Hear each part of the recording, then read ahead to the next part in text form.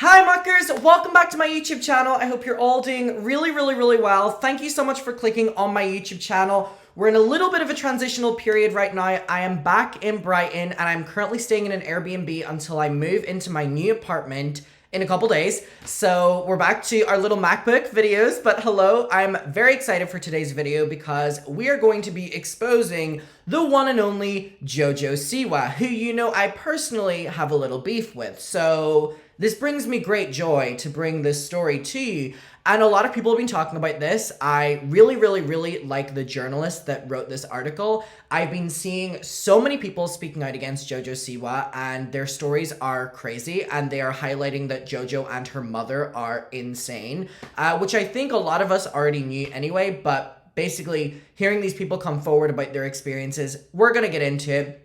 I've watched a couple TikToks. I need to dive in. I need the details. We're going to go through this article. I hope you're all doing well. Let's get to it. If you're aware, JoJo Siwa is one of our enemies on this channel. So it says, this is from the Rolling Stones by E.J. Dixon. JoJo Siwa promised them pop stardom. They say they were thrown in the trash. With momager Jesslyn Siwa, the star put together a new girl group, XOMG Pop, but after 4 members left, fans had questions about what really happened to the group. Okay, so we have Aya Sanderson always wanted to dance, but it was never going to be easy for her. Sanderson, 16, was born with a spina bifida, which is a birth defect in which the spinal cord fails to form properly. She spent her early years in and out of the hospital, undergoing dozens of surgeries, and she still regularly struggles with pain and bladder infections. This is very important to the story from what I've seen in the TikTok, so remember this. And she struggles with pain and bladder infections. Keep in mind that part. And since she was 5, has used a catheter to go to the bathroom. Also important to note for the story. She said that the school nurse was my best friend growing up. Around 2013, when Sanderson's was 6 or 7, she started taking classes at the dance studio Beyond Belief, owned by Justin Johnson, perhaps best known as drag queen Alyssa Edwards on RuPaul's Drag Race. Sanderson became a star, dominating the competitive dance circuit despite her medical condition, appearing on Johnson's Netflix show Dancing Queen and competing with Beyond Belief in 2021 episode of America's Got Talent. In 2021, when Sanderson was only 14, Johnson took her aside and told her that he had submitted her to audition for the upcoming reality TV competition Siwa's Dance Pop Revolution, hosted by the powerhouse, pop star, dancer, and Gen Z icon, generous, JoJo Siwa. As the culmination of the reality show, Siwa and her mother, Jesslyn, were going to put together a pop group.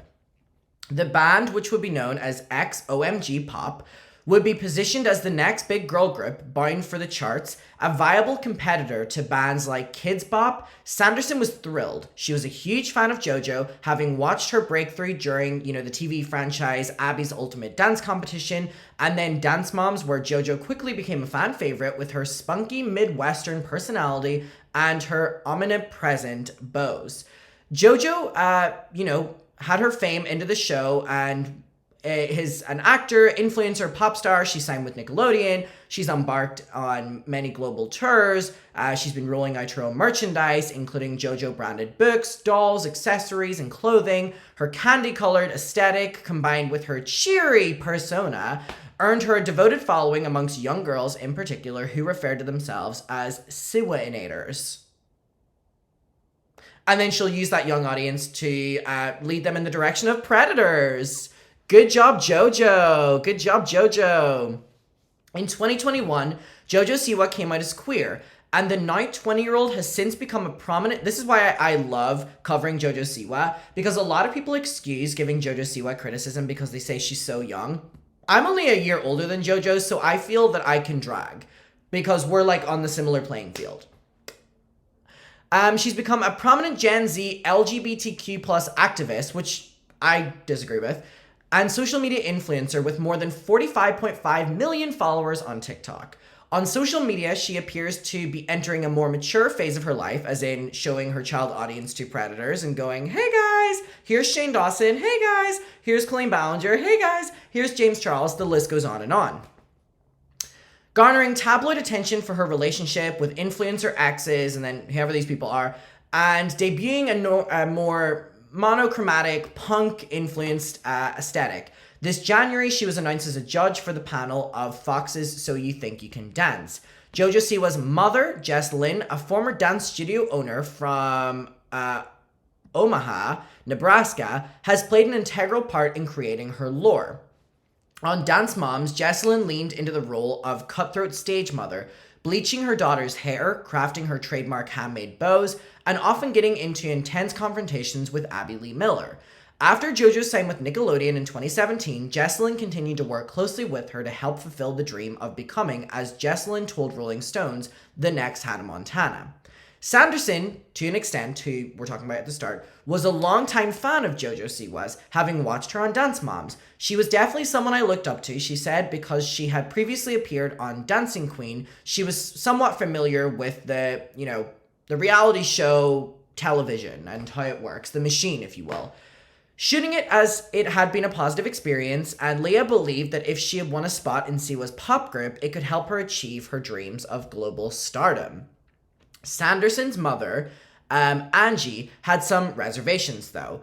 Because Sanderson was a minor, Angie would have to leave her other 3 children behind to accompany Sanderson in Los Angeles. She'd also have to shut down the daycare center that she owned, but she and her husband Cody talked it over and decided that it was too good of an opportunity to pass up. A person with spina bifida should not be able to do things just because of, what they're living with, Cody says. We never know from day to day if this might be her last time to step on stage, so we have to take every opportunity we can. In the early spring of 2021, Angie and Leah flew to LA to appear in the series. The 2 years that followed, according to the Sandersons, were the exact opposite of what they had dreamed of as a child. So here we see JoJo and the kids.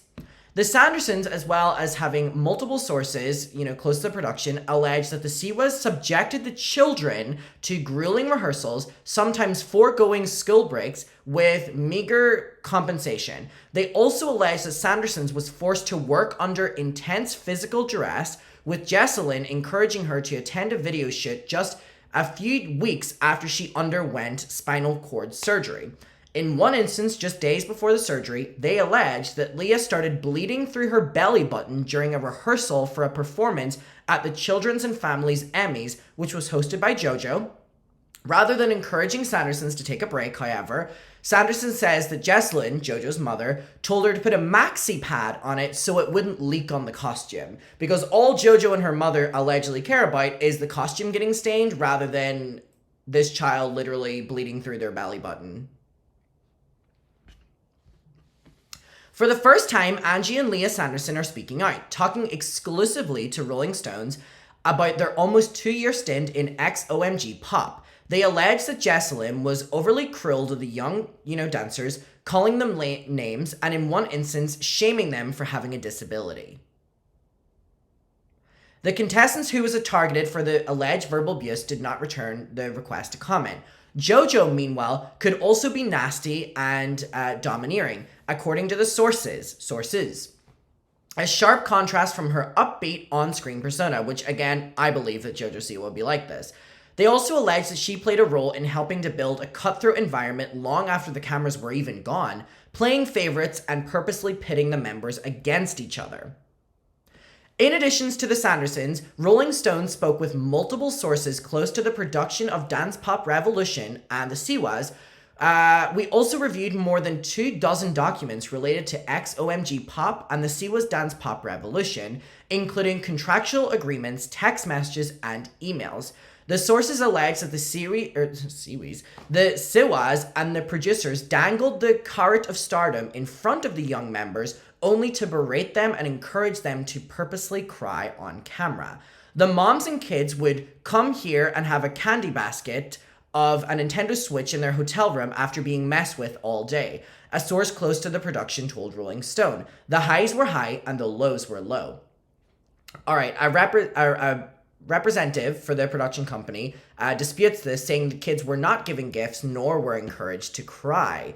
When Angie raised concerns about XOMG Pop with the other mothers and a studio teacher, the Sandersons say they told Jesslyn and Leah was abruptly fired from the group because they raised issues.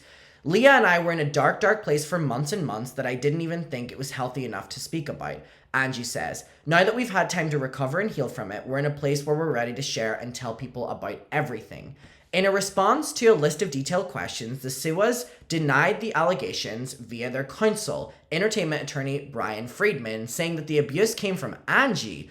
These allegations are 100% provably false, the statement reads. There's so much evidence that will tell you all you need to know, that this is a disgruntled momager's own abusive behavior causing for her daughter to not be asked to return to the group. Friedman referred to Leah Sanderson's termination as Jess Siwa protecting the staff, the other girls, and the families. They did not respond to the allegations unrelated to Sanderson's, though, or questions regarding why other former members had left. So, what about that? All right, okay. So, XOMG Pop developed a loyal fan base of tweens and young teens, which, you know what the worst thing is? Probably all the tweens and teens that were looking up to this were dreaming of being a part of the group, only for it to be an allegedly abusive environment.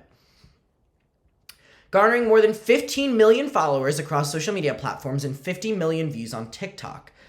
They released a Christmas EP with Meghan Trainor. Meghan Trainor is the most unemployed person of all time. She also annoys me. Another one that I don't like. All right. Like Siwa, XOMG Pop also benefited from having an enormous amount of merchandising, including clothing, accessory, bedding, all these different things sold on Amazon and Target. The 7 members, all whom were children between the age of 18 and 14, Sandersons, Brooklyn, we have all the names of everyone, were poised at the, JoJo Siwa's candy-colored multi-million-dollar empire, touring malls, appearing on Britain's Got Talent, all these different, or America's Got Talent, all these different things, right? Yet the band has also attracted online scrutiny, in part because of its habit to, of hemorrhaging, these members. 4 of its original winners from the competition left under obscure circumstances, which we're not aware of, over the past year and a half, with little, if any, comment from the siwas, even though they're willing to throw the people that speak out publicly under the bus, but everyone else, they don't want to comment on. All right.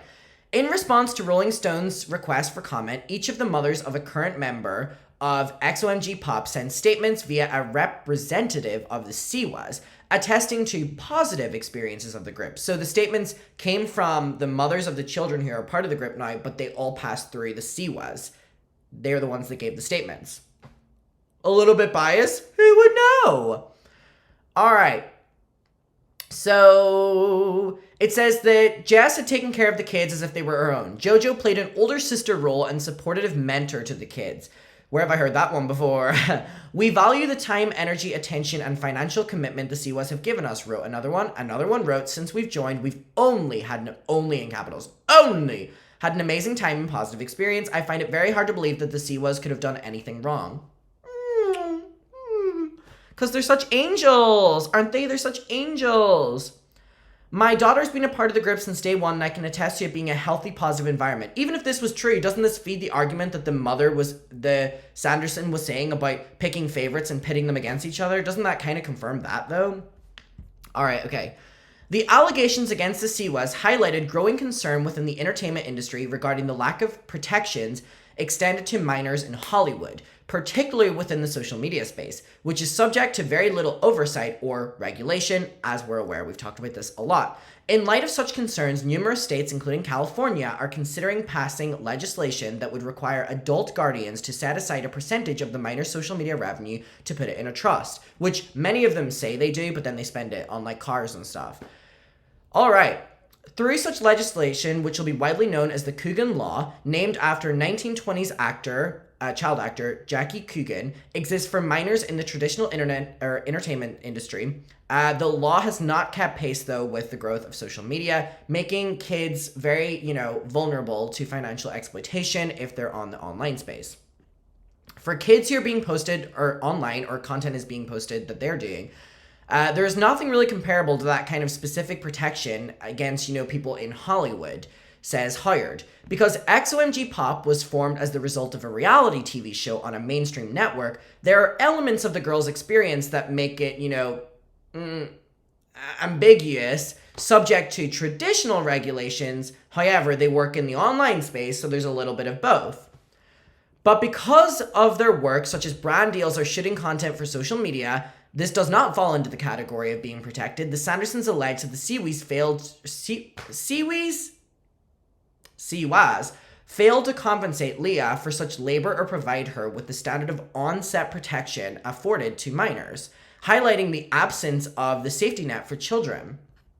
Angie says her and Leah's story is for parents to, know to do your research, she says, and don't assume you know someone because of their public persona, which I can attest to as well. So it basically talks about the show and when it, debuted. It debuted in 2021, November. Basically, from the start, the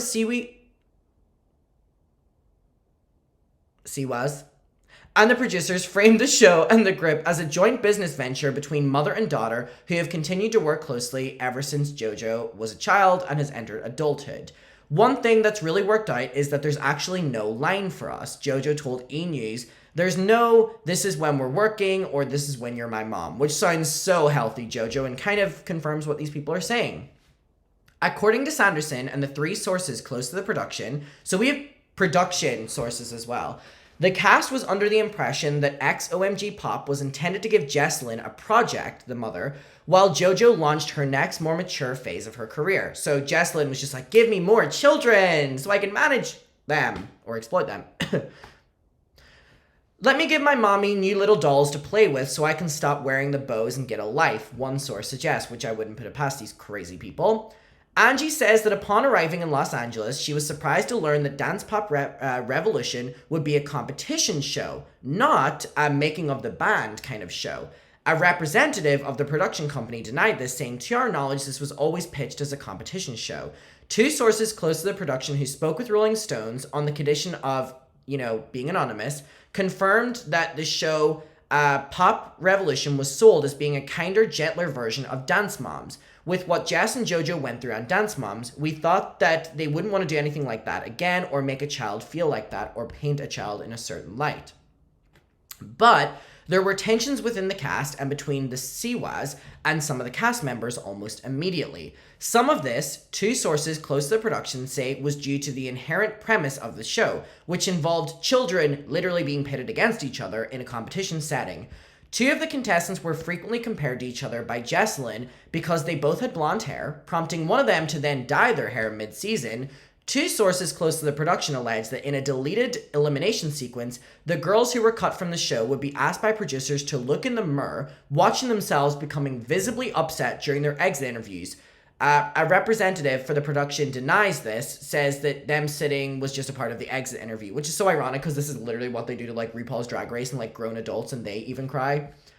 So here we're seeing Angie and Leah. So literally you're just seeing a child and their mother, which is further heightening how fucked up the story is.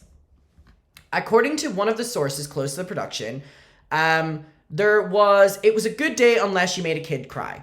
Angie Sanderson confirmed that she had heard such a comment from a producer as well. Another source who spoke to Rolling Stones said they had not heard this specifically, but such a remark was consistent with the atmosphere on set.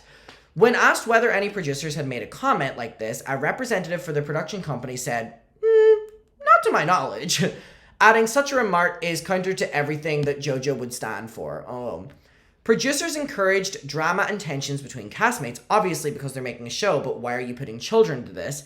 According to those who spoke with Rolling Stones, it's ironic because JoJo would complain about her time on Dance Moms, but then is subjecting children to this again. Anything for a little bit of money, right, Jessalyn and JoJo? Through manipulating reality show contestants for the sake of maximizing drama is fairly standard reality, television procedure. The stakes were heightened by the fact that the contestants in question were children, including one who was only 8 years old. Angie alleges that the show was edited to make her look ruthless and, just overbearing, and that one scene in particular in which Leah performs a song with a ukulele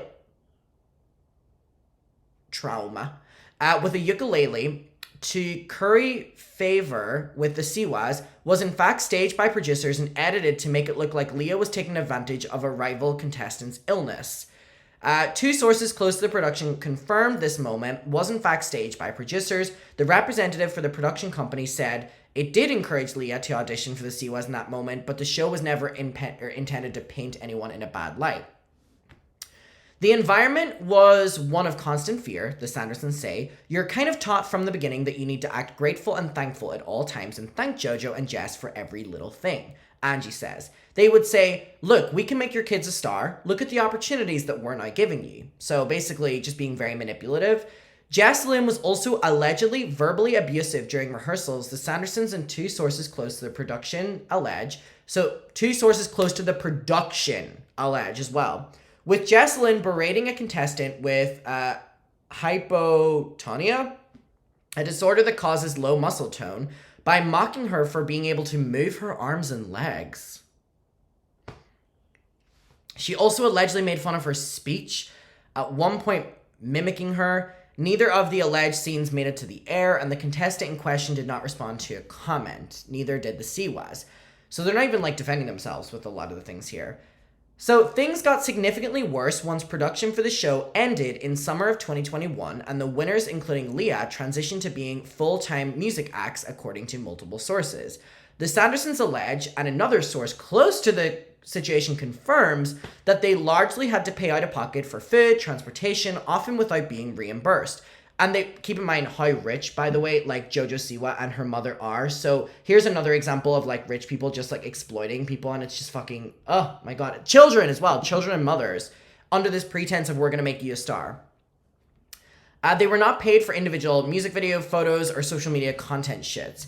California child labor law dictates that minors are entitled to a minimum hourly wage for every hour they are on set. But according to Eugene Lee, an attorney who specializes in labor law in the state of California, child labor laws as they stand do not entitle the child to compensation for, say, shooting social media content, which is the problem with children being on social media, and says Lee is not aware of any case law, to this compensation. So the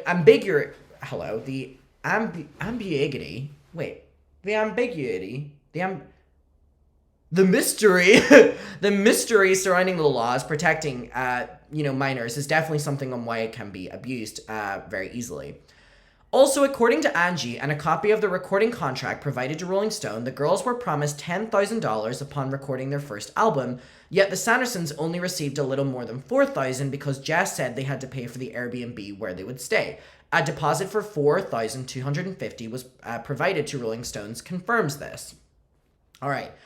Though the siwas rented a house in the San Fernando Valley in 2022 that would become known as the XOMG Pop Content House, which is, what a great idea, creating a content house for fucking children,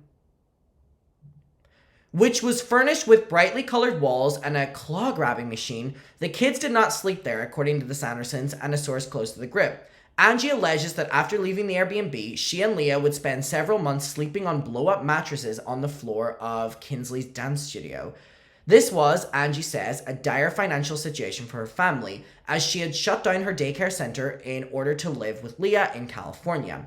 Yet she lived in fear that if she said anything, she would endanger Leah's position in the group, or that she would be sued for breach of contract, something she and two sources close to the production of Dance Pop Revelation allege the mothers were threatened with on multiple occasions. So if your child goes to see one of these groups and they're like, oh, I want to be a part of that, just know that this is what these kids and mothers are going through. It's fucking crazy. The fact that one of the other members, Kira, had been abruptly fired in the fall of 2022 further solidified that no one standing within XOMG Pop was, guaranteed. You have to understand the atmosphere, Sanderson says. You're not allowed to say anything. You can't question anything. You're living in fear that you're going to cost your child their opportunity, they'll get fired, or that you're going to have to get a lawyer. And none of us had any money. The mothers were so short on funds, Angie alleges, that at one point she and Bella's mother started working directly for Jocelyn herself, organizing JoJo's closet and scrubbing toilets in her home for $20 an hour to be able to afford their kids working with JoJo. According to PayPal receipts and a schedule provided to Rolling Stone, that allegedly confirms it. This is getting worse and worse. Additionally, rehearsals would last for hours with little time available for school. The Sandersons and a close source to the group allege. According to a calendar shared with Rolling Stones, shoots for music videos like Disco Believer could extend up to 9 hours, with rehearsal call times somehow being sent to the girls well after midnight the night before. We would end up working a 9-hour day with no school, says Leah. Every single day, it put us so far behind. Calendars confirmed that the schedule was, Calendars provided to Rolling Stone, as well as a source close to the situation, confirmed that such schedule was not unusual. And according to California law, 9 hours is the maximum amount of time 9 to 16-year-olds can spend with doing school as well. So here we're seeing the grip. And fucking JoJo in the middle as well. And just knowing what she's putting them through.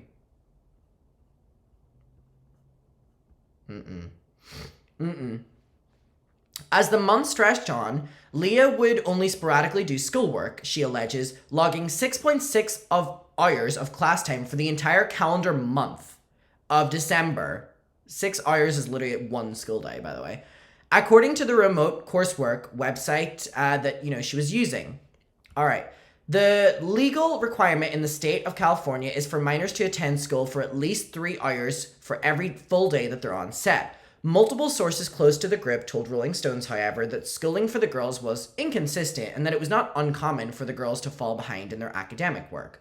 The teacher on set denied this, saying that during their time, none of the parents had ever complained about girls being overworked or falling behind on school. My overall experience for working with Team Siwa has been professional with a child-centered focus, they said in a statement. While working for Team Siwa, I have only ever observed the enforcement of CA's labor laws and a nurturing and professional work environment.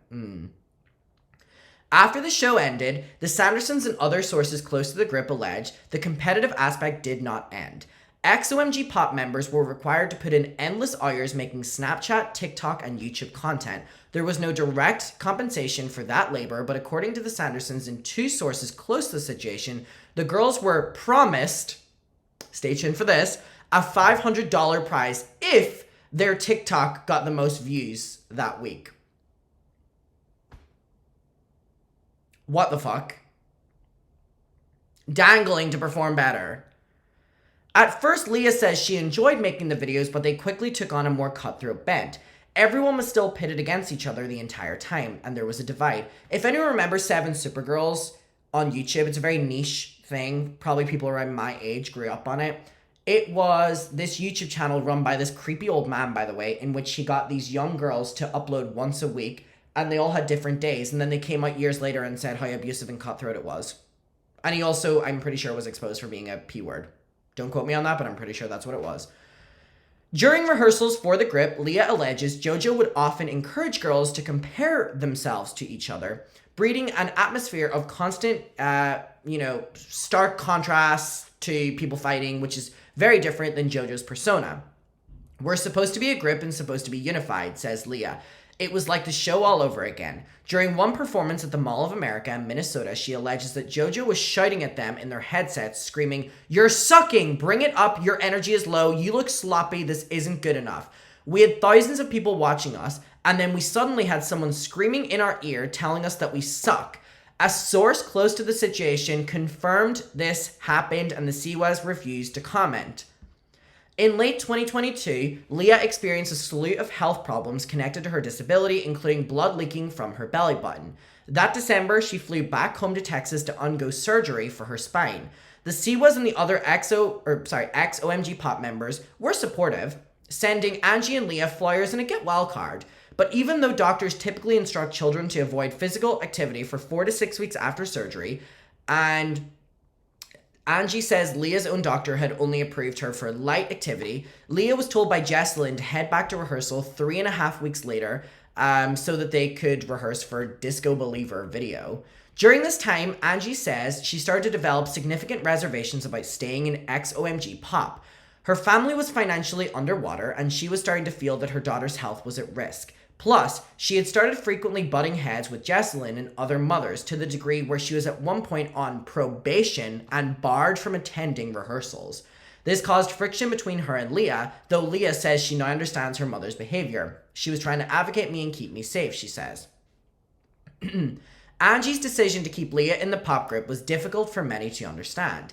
To this day, Angie has trouble explaining it. I'm sure people would say, why were you doing all this? Why, as a mom, would you let her do that? She says, for one, my child was determined not to lose her parts, not to miss out on anything, and she didn't want to be kicked out of the grip and all the promises at the time that were promised. There was a performance in Australia on the horizon, a multi-million-dollar toy deal, a Christmas movie. So much had been put into the grip and so much had been promised, Angie says. And she still has regrets about the fact that she didn't pull Leah out earlier. We drank the Kool-Aid, she said. Leah did not leave XOMG Pop of her own accord. On May 3rd, 2023, while the girls were filming a YouTube video while making slime at the grip's content house, ever so interesting, Angie, fed up with the alleged hours and the erratic school behavior and, schedule, had a verbal confrontation with one of the other mothers as well as the girl's teacher. When Jessalyn caught wind of this, she texted her demanding she apologize to her and the other mothers for her behavior. Angie, I'm really tired of it, Jessalyn says in her text, which were reviewed by Rolling Stones. I work really hard. I've gone over and above and beyond for you and your kid. There's food at the house. They're not overworked. If you're gonna work for me, you cannot act like an asshole, end of story. Text provided, wow, she sounds awful, doesn't she? Text provided by both the Sandersons and the Siwa's counsels show that Angie reportedly pleaded for Leah to stay in the grip. Please, Jess, my daughter will hate me forever, she wrote in a text message. She even offered to assign on-set guardianship, a requirement for minors in California, to her older daughter so that Leah could stay in the grip, a gesture that the Siwas, via their counsel, alleged completely discredited her and the ridiculous allegations, but which Sanderson characterizes as a last-ditch effort to help a shattered Leah continue to pursue her dreams. I blamed myself because I felt like I was taking something away from Leah, she says. I wasn't offering to sign my parental rights away if I was the problem. I was just having one of my daughters come in so that Leah could remain in the grip. Ultimately, though, her efforts were not there. Jessalyn fired Leah via text on May 6th, saying, we've decided that we'll not be continuing to invest in Leah and she's released from the grip effective immediately. Leah was devastated. I had given everything that I had no more friends at home. I had left school, she says. I had gone to be in this grip just for her to take it away from me, and it was the end of my world. They left for Texas on May 9th, and they were fired on May 6th. So when the Sandersons noticed that Leah's image was still being used in merchandise for XOMG Pop, including the hairbrushes, costumes, they sent a letter on December 6th provided to the Rolling Stones accusing them of using her image without authorization. A screen grab of the Instagram story from XOMG Pop account provided to Rolling Stones, screenshotted July 17th, appears to show a display for a grip branded merch at Walmart that predominantly features Leah, which was the things that were on sale, and using her image and likeness for sales, basically. A merchandising contract provided to Rolling Stone, signed in June 2021, enlists that 7 members get 20% of merchandising revenue, or about 2.8% per member, through the entertainment attorney, who spoke with Rolling Stones. Sorry, this is a long-ass article. Oh my god. Fuck me. Jesus. I haven't shut up for 33 fucking minutes. Jesus Christ. Whew. A merchandising contract provided to Rolling Stones, signed in June 2021, entitles the 7 members of XOMG Pop to 20% of merchandising revenue, or about 2.8% per member, through the entertainment attorney who spoke with Rolling Stones, said that such a percentage is shockingly low, even for a new artist, and alleges that Sandersons had not seen any of the revenue. Since Leah was terminated from XOMG Pop last May, 2 other members of the group have left. Kinley and Bella. Only 3 of the group's original members retain, and then a 4th member joined in fall of 2023, because, you can just replace them like that, can't you, Jessalyn and fucking JoJo? Though the group is still intact and embarking on a 10-city US tour this summer, it hasn't become the pop cultural phenomenon that the Siwas had intended for it to be. According to the Sandersons, the Australia trip never panned out, nor did the projected Christmas movie deal, and the Siwas did not respond to comment on the failed projects. Those I spoke to who were involved with the production of Dance Pop Revolution and the formation of XOMG Pop were largely not surprised that the show had not aired a second season, or that the original band fell apart. For starters, JoJo herself seemed to be more focusing on entering the next stage of her career. Over the past few years, she had fired her longtime manager and publicist, and according to multiple sources, has not released new music since. Those who work with Rolling Stones characterize XOMG Pop as an unsuccessful attempt on Jesslyn Siwa's part to recreate JoJo with a new crop of younger talent. Imagine your mother replacing you with a younger person. That's crazy. The world did not pick up on this grip, and Jesslyn picked the wrong grip. They pulled every lever. They got Meghan Trainor. It was almost 2 years. They weren't force-feeding it to the world. In some aspects, the failure of XOMG Pop in its original incarnation serves as a cautionary tale to aspiring child stars and their mothers, particularly in the digital age. Though the barrier for entry of the entertainment industry has never been lower, there are few protections for minors working in Hollywood. Of the siwas, the source says they really messed up some people's lives in ways I don't think they even realize. They do realize, they just don't care. They're awful people. Such as the set teacher who spoke, all the intentions are good and positive, she says. After months of depression as well as struggles with her health, Leah says she's on the path towards developing a new perspective about her time in the pop group. She said she got to meet and work with some of her favorite celebrities, including Meghan Trainor, which is crazy that would be one of your favorite, but you know what, I'm not going to diss on a child. And she got to meet some of her lifelong friends. She still harbors resentment towards the siwas, who she spent almost 2 years of her life with, for it all to be thrown away with a text. So I think what we can garner with this is JoJo Siwa and her mother suck. They're awful people. And to anyone who is embarking on their child being a child actor or forcing them to, just know that there are consequences. Muckers, I was very excited to get to this because to further highlight this is something I would have liked to have done. Let me know your opinion. We'll talk about it down below, and I will see you very soon. Goodbye.